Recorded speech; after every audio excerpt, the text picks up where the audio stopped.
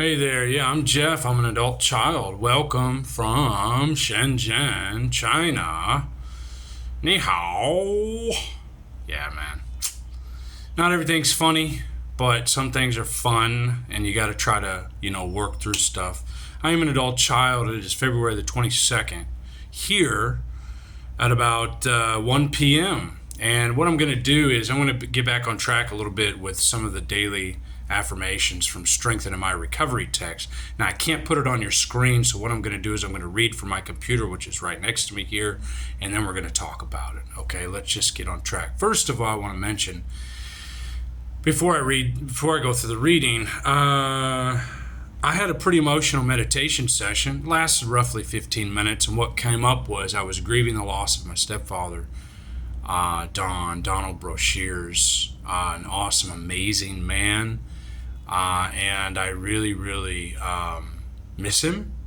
And I haven't really totally processed that loss yet, but I really had a good cathartic session of meditation, which the tears came. I cried. I was sad. Also feeling homesick, So and wanting to reach out to people from the past and connect, because I've been in China over a year.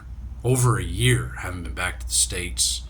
So, it's starting to hit me. It's already hit me before, months ago. But I wanted to share that. I love you and I miss you, Don. Miss you so much. Miss you so much, Dad. Yeah.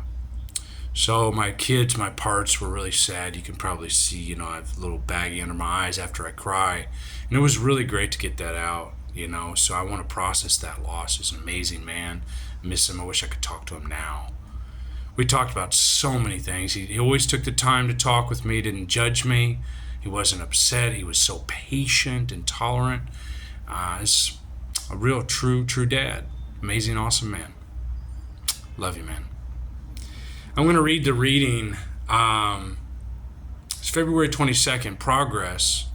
And it goes like this. It says, to make progress, we must want the ACA way of life and all that it has to offer. That's from the Big Red Book, BRB, page 33. Many of us faithfully go to our weekly meeting and feel we are working our program. We recognize that ACA has helped us make positive changes in our lives, but our enthusiasm isn't the same as it once was, and there doesn't seem to be much change happening anymore. Yes, there are certainly other things we'd like to fix in our lives, but it's just not happening. While we appreciate the honesty that happens in our meeting, we're going to splice this in with the other one because I ran out of space on my SD card where the videos were being saved. I was almost done with that first paragraph, so let me just finish it up. It says, while we appreciate the honesty that happens in our meeting, we're starting to think the program is no longer working for us. That it might be time to move on to something else. If we find ourselves thinking these thoughts, it may be time for an inventory. Do we have an active relationship with a higher power? Do we have a sponsor / fellow traveler we talk to regularly for support and guidance? Do we go to other meetings, maybe even phone or internet meetings, to get a fresh perspective? Have we done service work to step out of our comfort zone? If we answer no to these questions, maybe it's not the program that's not working. Maybe we're not seeing the full potential of the program. Here's our affirmation. On this day, I will reevaluate my commitment to how I work the program because I know it works for me when I work it, and I'm worth it. That is copyright 2013 by Adult Children of Alcoholics and Dysfunctional Families. I'm just going to comment, just jump right in.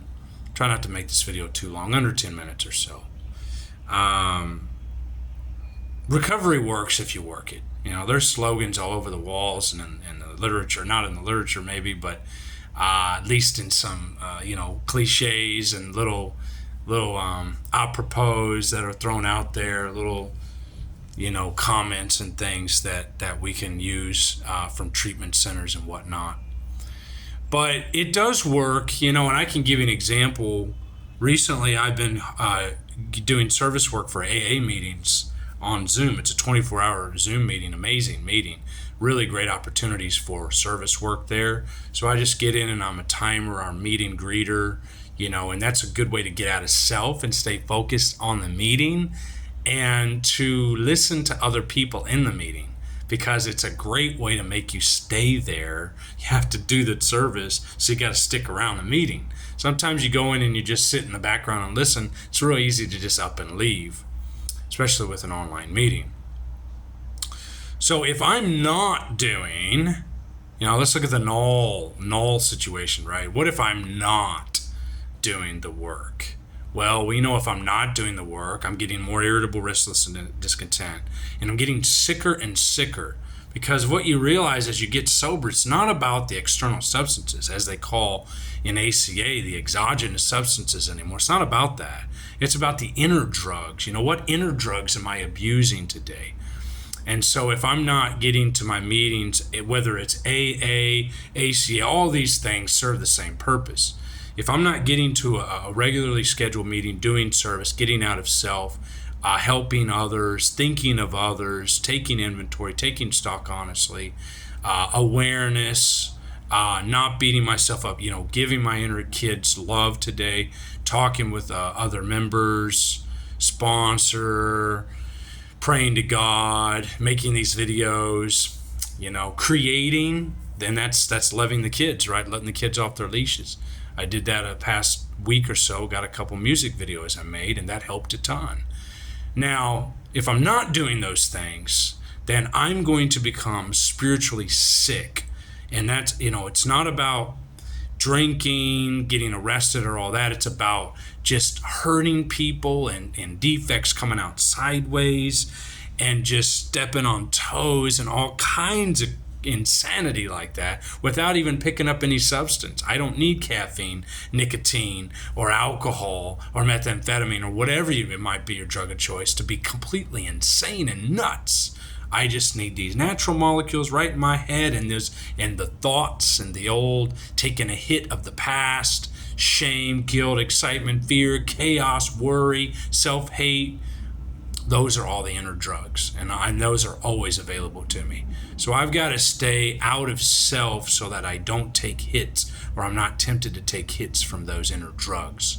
And that's called emotional sobriety, staying out of self, being connected to God, helping others, constant thought of others, doing the next indicated action, right thing, trying to work on my defects. That's all real recovery stuff right there. That's emotional sobriety. And that's what we work for today. There are these three stages they talk about in ACA at the beginning of the book. You got these 3 stages of recovery. Stage 1 is just getting off the exogenous substances. And that takes years, time, whatever. Once you're off that, then you hit stage 2. And that's about where I am right now, stage 2. Working through some of the past, grieving loss, separation work from the family of origin, things of that nature. Internal separation work, getting the voices out of the head, working on the critic, working against the critic, integration of traits, survival traits, integration of the critic. And this is all a product of recovery. It does work if you work it. It talks about in this reading, well, what about stuff that feels stuck? What if you feel stuck and you don't feel like you're making any progress on some? I've got things like that, definitely things like that I'm working on even to this day. My trust, my sexual inventory, my loyalty, my running away from country of origin, culture of origin.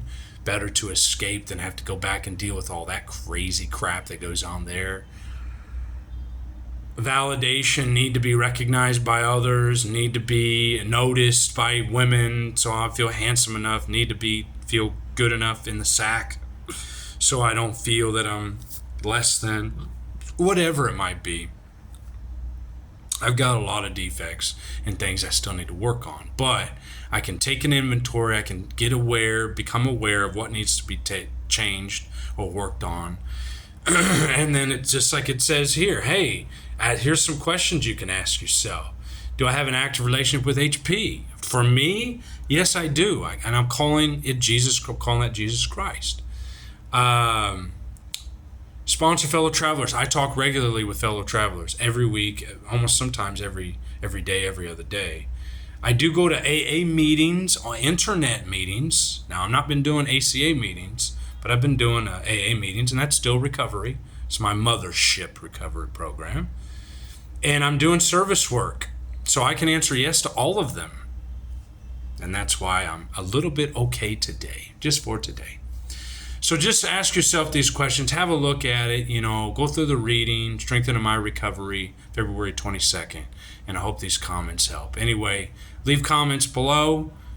Reach out anytime. I'm a fellow traveler. I'm also in AA and some other programs. So, if you ever need any help, any advice, you need somebody to talk to, please don't hesitate to reach out and on here, and I can give you my number or whatever. I'm just here to help. I just want this channel, this series, Healing Shame, to help somebody, anybody. Okay? Until next time, all the best, and I love you all. Peace. Bye-bye.